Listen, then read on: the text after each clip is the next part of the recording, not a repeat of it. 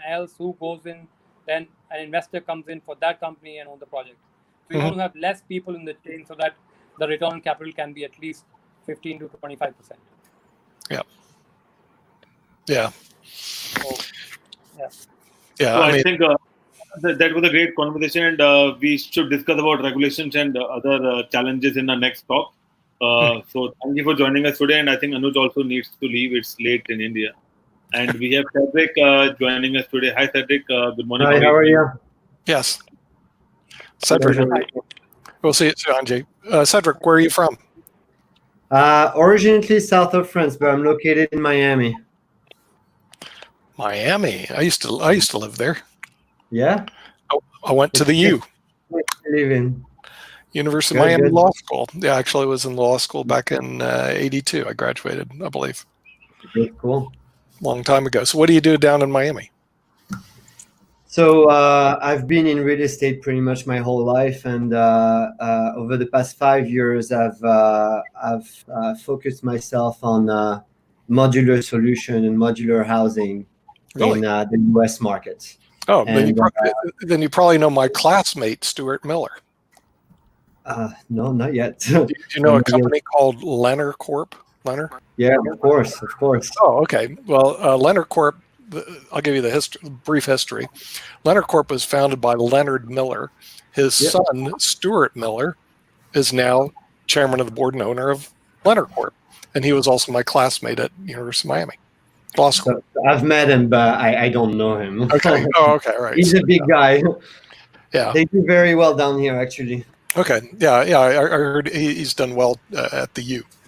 Yeah. He went to the U after he went to Harvard. So nice. That's how I know him. He's from law school, but that's years ago. Okay.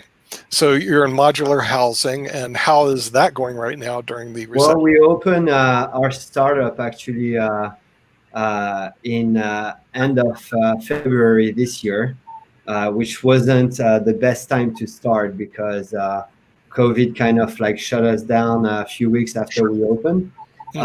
But because we started our first showroom and everybody was very excited to come by, since Florida has reopened, we've been pretty lucky to see people coming in every day and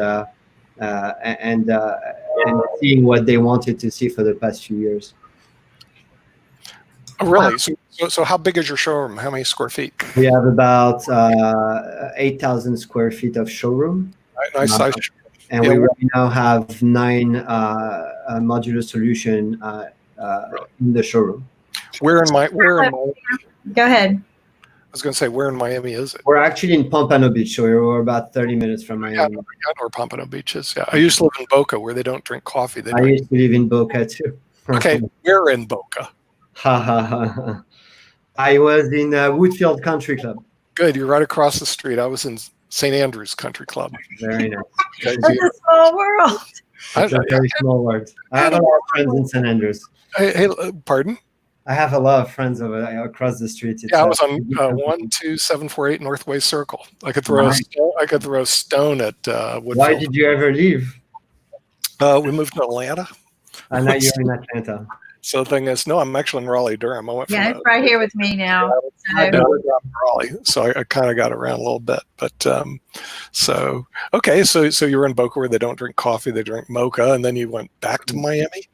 Yeah, as a developer, we had a few projects in Miami that needed my attention. So 3 years ago, I made the step back to go back to Miami, but hopefully we'll go back to Boca at some point. Really? So you said you were a developer. How long have you been doing developing work? About 10 years. 10 years. Okay. I own a real estate office and a management company as well. Yeah. So you're not a true startup. Your modular business may be a startup. Well, yes. Okay. Your business is a startup. I've been in real estate for a long time. Exactly. Which means your probability of success is actually pretty high. I hope so. No, it is. I mean, it's all a numbers game. And the thing is, if you've been in the industry for 10 years, you know and understand the industry. You've been successful at that industry. You couldn't live in Woodfield Hunt. I kind of like know the game, right? Woodfield Hunt is not a cheap place to live, right, Cédric? Yeah. Yeah. Okay. So you've had to be successful, and the thing is, Stuart Miller, but you don't want to play in that game because he's a publicly traded company. I assume you're private, right? Correct. Yeah, and he rolls big dice, as we well know. And modular. Now, what is the unique selling proposition of your modular home? So what happened is I spent about 5 years looking around the country, but also around the world, trying to find solutions for affordable housing. Right. It's really not what we're building in Miami. I've mostly been in You're not building it anywhere, but go on. But I've been in the luxury market for a long time and realized that there is a big lack of affordable housing in the country. Yeah. And I jumped in the game 5 years ago through a client that lived in California and was a step ahead of me, looking at turning containers into homes. Very soon, I realized that retrofitting containers wasn't the right way to go if you wanted to go mass markets.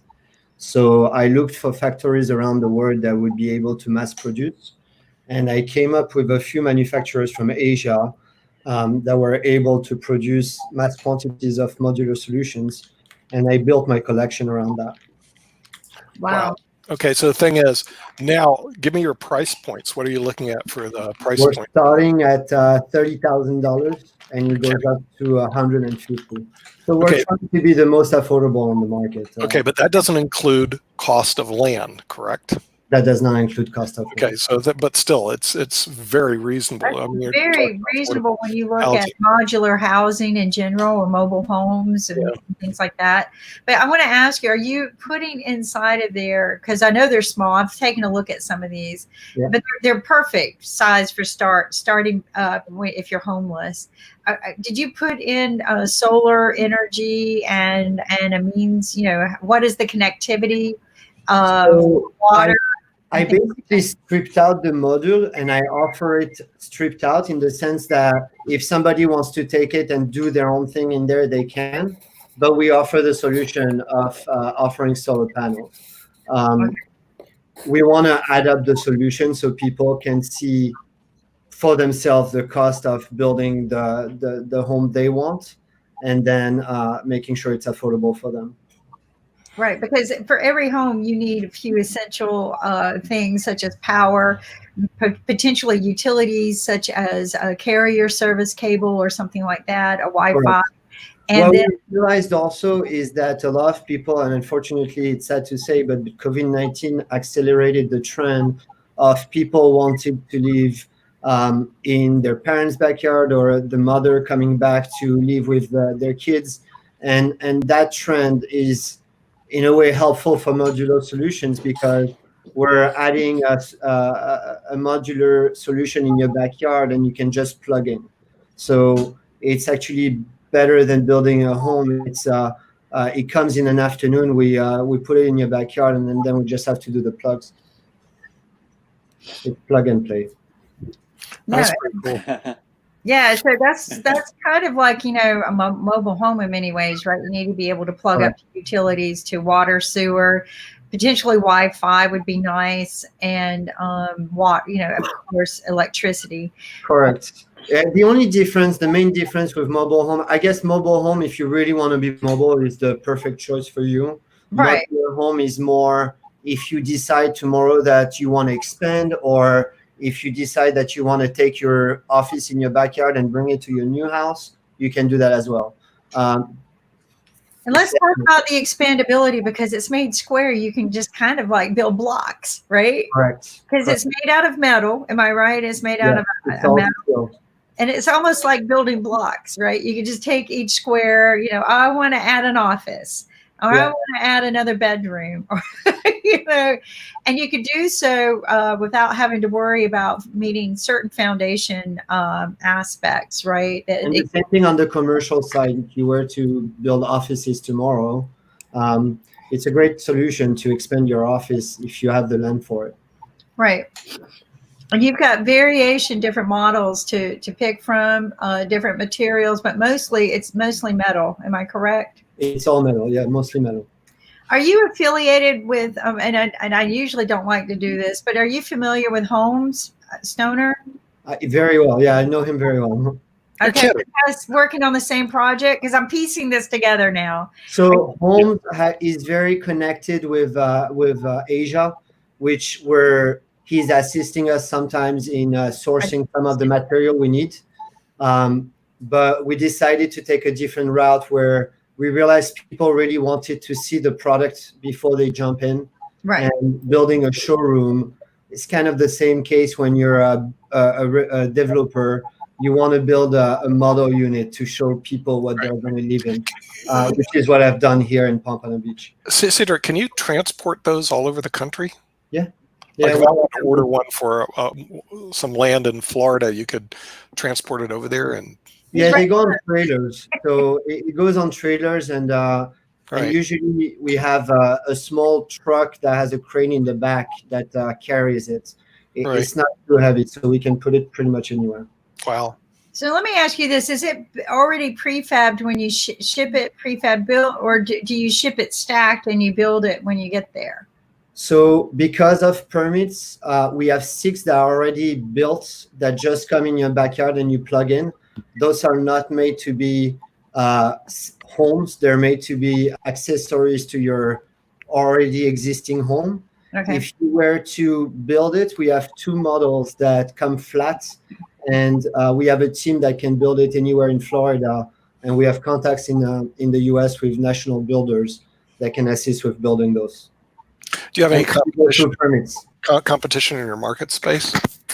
Yes, California has about 80 companies that are building those things, and now you're seeing the East Coast kind of waking up a little late and realizing that this is something that we need to look into.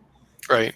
Yeah. Okay. It's definitely taking the smart home a step up, but it's allowing people, because as you're aware, Nick, that I bring up all the time, that students are graduating with a mortgage on their back and they can't afford a house. Sure. Yeah. This is allowing people to get a decent quality home, because if you've ever seen a mobile home, there again, it means to get under a roof, they're not the best of quality, right? And they become bug infested really fast. These are your metal glass type homes. I always wondered why somebody didn't take metal containers and turn them into modular type living for homeless. What is your market niche? So for now, we concentrate on working with developers, because that was my niche market before I even started this business. But we realized that the market was much bigger than what we were tapping into. We had actually, just with word of mouth, we had people contacting us on very different industries, multifamily builders, trying to find a way to develop modular solutions in their cities. So we're realizing that a lot of the industries that we're working with could actually use and benefit from modular solutions. Yeah, especially right after a hurricane, as we noticed, Yeah, and it's also, we're like, if you just look at Miami and the type of the cost of a lease right now, if you were to build a retail store, and what they require as a lease is minimum of 3 years, and they require a lot of money down. And in times like this, when you can buy a unit for less than $50,000 and build your shop out of it, we had somebody do that in the design district, and very successfully in a few months recover their money and actually be profitable, which is impossible to do in a store, in a regular store. So I think those are incredible solutions for businesses also. Yeah, and also with low interest rates. In other words, it makes it affordable for a lot of people today. What is the average dimension? What is the average dimension of what you're shipping right now? So they're pretty much like a standard size container, and those are because we want them to fit on trailers. So most of them are 8 feet wide, and then they go 10, 20, or 40 feet long.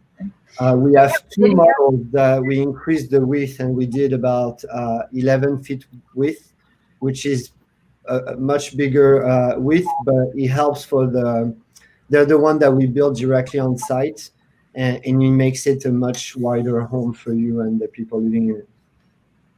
So what are you doing now that COVID is lifting? There's going to be a lot of homeless people. Are you reaching out to the government and saying, hey, we can provide the solution to the people for a more cost effective means? We can build maybe some communities, because you're a developer. Yeah, correct. We are looking into cities' plan on allowing us to borrow some of the lands they have to find out solutions for affordable housing. So for now, we're looking at who we can reach at the city and what plans they have in place, and if they can assist us to do that. No, I think, and your homes, again, they're what makes them a little bit different than a mobile home that can also move on wheels down the highway is the quality, right? The quality. And I think, I don't know if it's the same price. I haven't looked at the cost of mobile homes in a long time, but I had asked a long time ago, why can't we establish communities built out of modular homes that are more cost effective to help people get a foot up in the world, because so many people, but some of those communities become bad, as we know, right? They dilapidated, the houses lose their value. We see it happen every single time. They become infested with crime and various other things. So what we need to do is inspire a more positive outcome for communities that establish from modular living. And that takes a lot. But when you're building something quality, excuse me? No, it does take a lot. But the truth is, it's a very new industry. But at the same time, a lot of people are right now trending on sustainability and want changes in the US at a high level. So I do think it's possible to make it happen in the next few years, actually. I think we have a lot of people on our side. So also, go ahead. I was wondering if you thought about the potential market for mother-in-laws. That's what you were saying earlier, parents. Oh, I'm sorry, I didn't. No, you're right. The mother-in-law suite. What a great idea too, because and I hate saying it this way. Some mother-in-laws or in-laws will live longer than us, but they do need to come and live with us. But giving them their own separate section gives them their own dignity, their own privacy, but also allows you to still maintain and take care of them. But when they do pass on, the ability to move that space and do something else with it is there as well. Maybe resell it to somebody else who has the same situation. It can become almost a hospice unit in many, many ways, right? Yes, I do think that senior housing is meant to change because of what just happened and the fact that people couldn't really go visit their family members stuck inside retirement homes and assisted living facilities. So it happened to my father-in-law.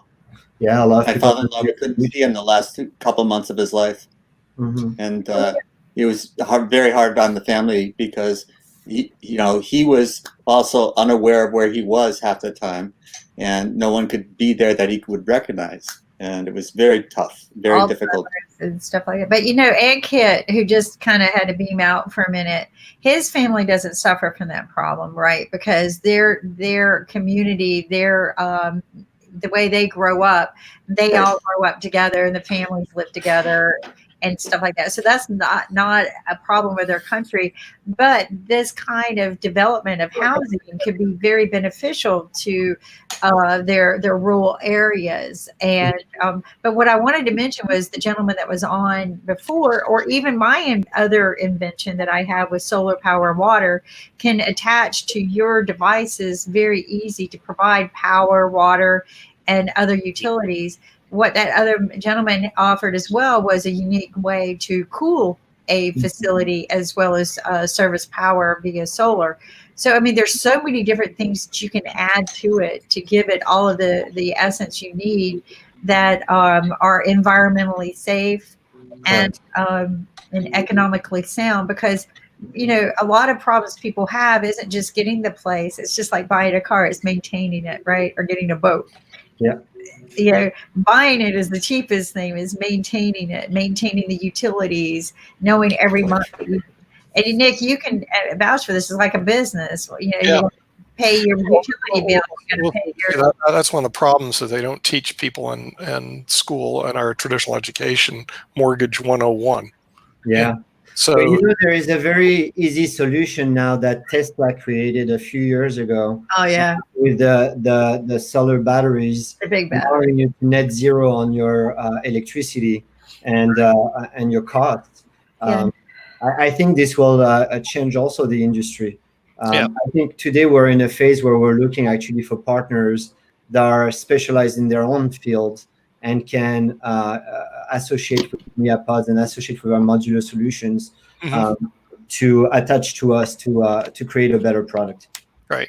Yeah. I was just running the calculations on what the mortgage would be. You probably even know what the numbers are right now on a $50,000 downstroke. But see, then that also doesn't include the land, doesn't include utilities.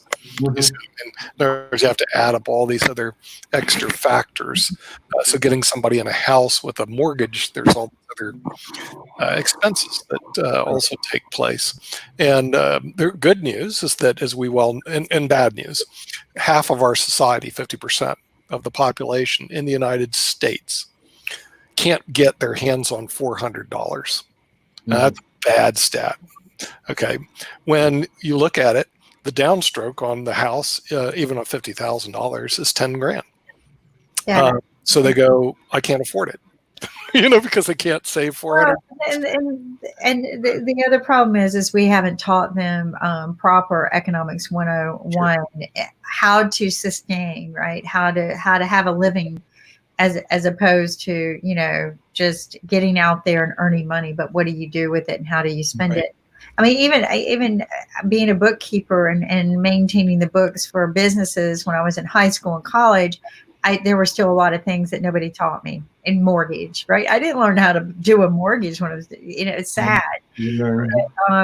But when you're doing a project like this, people need to understand that, that $50,000 sounds inexpensive, but you got to do connectivity, you got to maintain, and all these other things. When you break down the cost of a $50,000 module on a piece of property, say we develop property for low cost, what does it come down to monthly for a person? To purchase, I mean, it really depends on finance and own. To say if they were to buy it and finance it, and just give an average, say financing a mortgage interest rate at 6%. And that's how. Depending on the land, I think you could start anywhere from $300 up to $900 a month. I would say on a 30-year base, maybe that's what I was looking at. Around there. Again, it's really depending on the land. But what I would like to and I'm working with the city of Miami to start. But it would be great if there is a way some of the cities who have tons of land and no reason to use it for the next 10 years can actually allow people to live there for a few years and carry their home costs without having to pay for the land. It will help. Just that alone would help and facilitate people to have a home. And the day they have to move, they can take the home with them. But at least they were able to afford the home. And I agree. There's the big park there in Miami, right? The big park that they let the Super Bowl use for the big party. Yeah. And that's never going to be, like you said, for the next few years, it's going to be doubtful how they're going to allow mass gatherings. And again, now you got to be careful how you develop. But what's to say you can't make a eco-friendly community where they learn to grow their own food, right? Like you build these houses, but they have to sign a commitment to maybe even give the houses to them for free too. But they grow their own foods. They pay back from their pockets into the community the same way you would into taxes and things like that. But helping them establish jobs, because I know so many people that are unemployed now that will not get employed. And by any other economic means than if we find and generate jobs, right? And in some ways, when you establish a new mini city or an inner city inside of a city, you establish that ecosystem to build its own currency and circulation of currency, right? And then you establish the jobs for each of those people. So some people are going to grow food. Some people are going to learn how to cook it. Some people are going to learn how to maintain other people's houses for them. You're going to have the repairmen. You're going to have the person that helps you get from A to B or to your medical care. Eventually, you'll have doctors and nurses build up out there, because I've seen this happen, right? What you're talking about is actually, I probably had over 4 groups in the past week coming in exactly for that. Looking to build sustainable communities, looking to get off the grid in a way, if you want to say it this way, or to trying to create a destination where they would create jobs just by acquiring a big piece of land and putting those modular solutions around. And it's a great way to do it, because on the opposite side of building with regular construction, where you have to plan sites and plan, I guess, even if you do phases, it needs to be cost effective. In this case, you can go at the pace you want, and that really helps. So I do think it's a great way for the future. I think it establishes. Go ahead, Ankit. I'm just keen because right now we are in a difficult situation in terms of economy, and a lot of people don't have jobs. But a lot of people have big houses and they have a big backyard. Correct. So if they can put a couple of pots in the backyard and they can start renting them out and get money out of it, and then that way the person who will be doing the rent will also get. When I went 5 years ago to California, this is the trend they created. Sorry. I'm to understand. So basically, if you want to set up a community, because people rent their houses for Airbnb and they rent their one-room apartment as well. They share their apartment, things like that. So if we want to generate more revenue, you can have a couple of pots on your backyard, and then people can stay and you can get money out of it. So the law that they passed in California first and then became a federal law in the country a few years back is called the ADU law. And it's because people in California couldn't afford to pay their property taxes. They bought their home for $200,000 and suddenly it was $2 million. And they had big backyards. So the government allowed for people to put a unit in their backyard in order to rent it and make money to pay for property taxes. That's really how it started. So you touched like the exact point of what happened in the US. Everything became super expensive and people couldn't afford it anymore. So they created solution with Airbnb to provide extra income. And also, I think that it could be a great to have a pop-up restaurant where it's a moving restaurant. You can keep that trailer or a pod, at a nice place, and then you can serve food as well. Yeah, that would be a great. Well, I mean, there's different things you can do with these pods and create a community. And I'm not a big fan of putting them up in my backyard and renting them out. It's just because there's crazy people out there. And I live out in the country for a reason. I lived in apartments, and I swore if I ever could get myself away from that kind of atmosphere because of it's just too much for me. I like my privacy. So, but I get it. It needs to happen, and it can. And you can still give people what I call, some people say zero property line, but you have some property line, right? And you give them some dignity. Yeah. You give people that dignity, and then you establish that purpose. And once they have those things, then they start developing prosperity. And I call it the 5 Ps in establishing prosperity. You have 5 Ps, and one of them is purpose, and then you develop passion, and then you have plan and prepared. I kind of put those together, plan and prepare, even though they're not the same thing. And then you have to pursue it, right? You have to pursue it. And if you don't pursue anything in life, you might as well crawl back in bed and sleep. Pursuing is the big key. Execute with excellence. But then you run into a wall, and that's called persistence. And that's the 6th, actually. I got to add this to my book. And that develops prosperity. Mm-hmm. And that's what you want for each person, right? Is prosperity. But they need to have that purpose. Yeah. No, and I think you need your own space. I felt like the past few years, I realized that, especially in Miami, a lot of the office spaces became very open. A lot of the places where you live are cramped with houses on top of each other, and people are looking for some privacy. And this is what we try to achieve here: is some affordable privacy for you and your family. And I think everybody should deserve it. So that's what we're working for. And I think it's cool that. I have a quick question.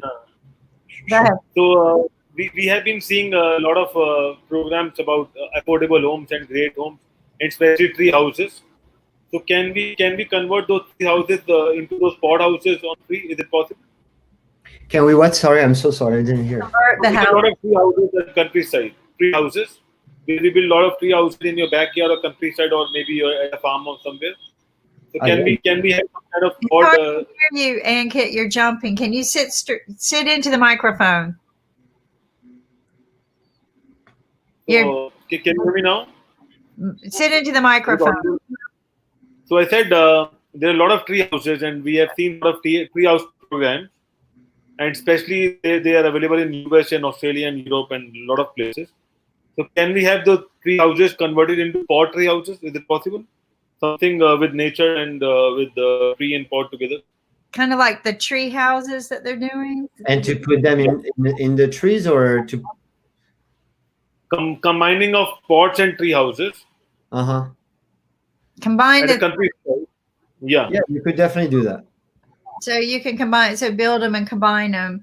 You can combine them afterwards. I think there's so many different ways that this can be done, like building blocks, right? Like Legos that you can get these pods.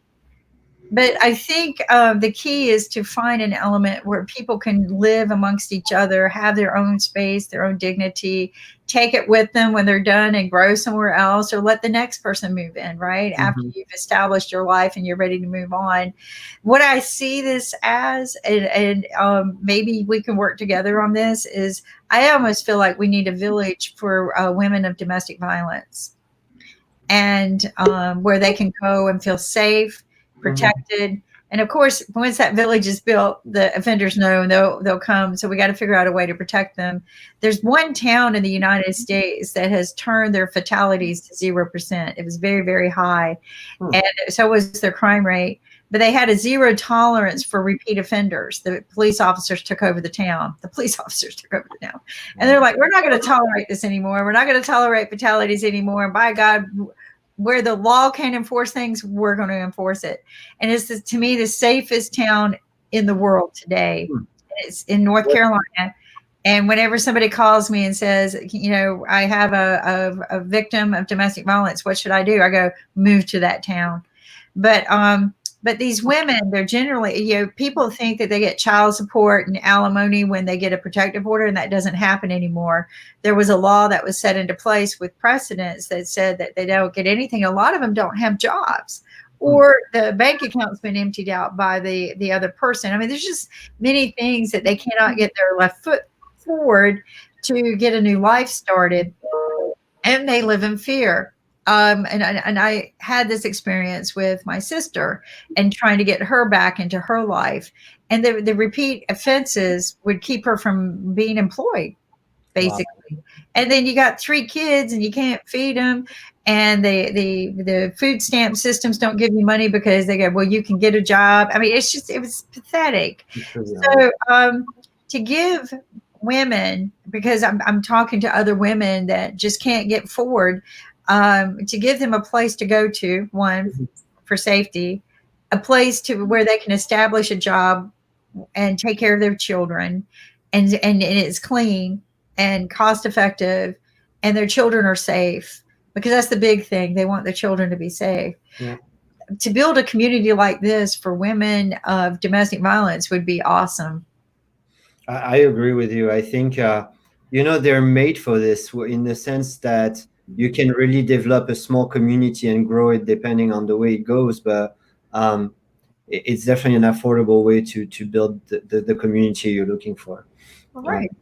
And you could have schools. And I mean, I really see that our whole educational system is going to have to be revamped. Yeah. And so now we go back to maybe the local community school there, right? So you got your community building, and the kids could go to school there. The parents can be involved, because I think one of the reasons why many of the children are not learning and engagement in education as they should is their parents live in inner city and they're being bused to outer city schools, right, for equality of education, but it's not equal because their parents can't be part of the PTA programs. They might have to ride a bus that doesn't go all the way to the school. It goes to the end of a road 2 miles away.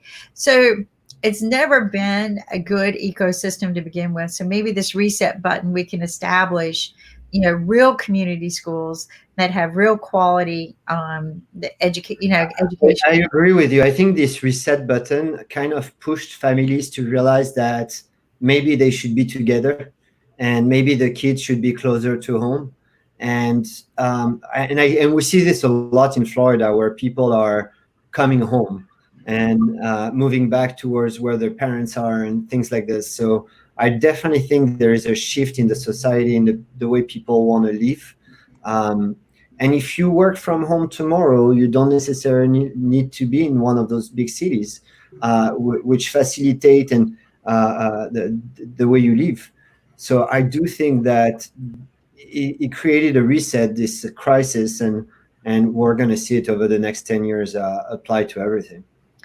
I think, and I think smaller community living is going to become a more, more important. Yeah. And as we evolve, and people are upset that we're not going to go back to our normal, but maybe this was for the better.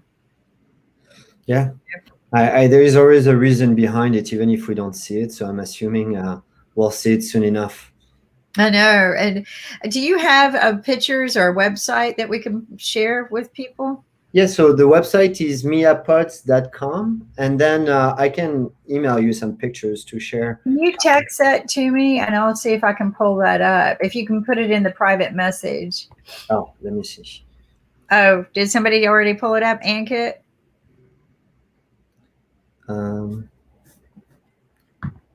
we have another guest as well. And I appreciate you coming. One of the conversations, too, I wanted to have with you before you, there we go. One of the conversations I wanted to have with you is you're an entrepreneur. And in this shift, like all entrepreneurs, we always have other stories, but you kind of shifted to do some other businesses to help with the COVID-19 situation. I think we all kind of shifted gears on that. And you got into other businesses. Am I correct? That's correct. How is that going? It's going okay. To be honest, it's not our priority, but because we had contacts throughout Asia, and because we had already built relationship with suppliers, when COVID happened and we heard about it, we decided to go ahead and buy PPE product, buy different type of supply that would assist with COVID-19. And we built a division. And that was also part of thinking of the process of how are we going to manage to keep employees and to keep people around and keep the office open if for the next 6 months there is no trade show and no way to meet people, especially when you start a startup. This is really not the way you want to start, but it helped us actually focus on the right things, and the PPE product helped us create cash flow in the company. So we built a division called Medica that has its own website now, and sells all the PPE products. Well, and the reason why I wanted to share this is because you have to pivot sometimes, or kind of grow different divisions of your company to do that, to keep the cash flow coming in times of challenging times. And not many people are aware of that, right? Because all too often you hear the pitch from people who say, stay focused, stay narrow, stay on track of what you're doing. But sometimes you got to say, what else can I do?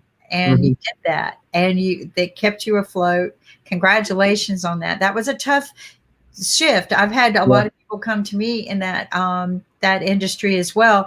I try to make that shift, and it's been very challenging. It's just very tough shift. Yeah, it's very challenging to shift over and juggle doing that industry as well. I think finally I just decided to make contacts, let them make money, and I just backed out, said, you know what, I'll just connect dots and we'll see where it goes. But that was a smart move.